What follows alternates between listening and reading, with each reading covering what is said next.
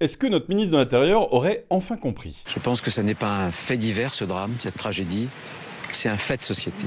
Ah oui? Je pense qu'il y a aussi une société à reconstruire, des repères à rebâtir, des hiérarchies à refaire, une autorité à restaurer. Ah putain. Le scapegoating. La semaine dernière, un adolescent de 16 ans a assassiné Lorraine, sa camarade de lycée de 15 ans, et poignardé 3 autres élèves. Réaction de notre ministre de l'Intérieur. On va vers une société d'ensauvagement. Cette barbarie, y compris qui touche désormais les plus jeunes, là encore, il faut nous interroger et il faudra travailler, évidemment, à rebâtir ces hiérarchies, cette autorité. Celui qui a commis l'irréparable n'est pas un barbare surgissant de nulle part qui suit une mode.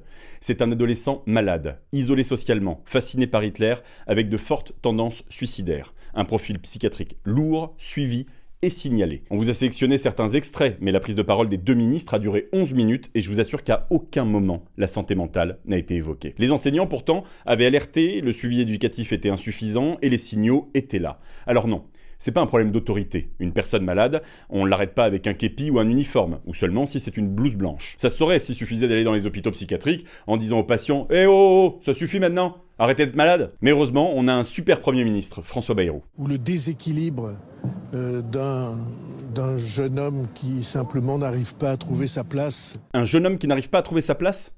Sérieusement?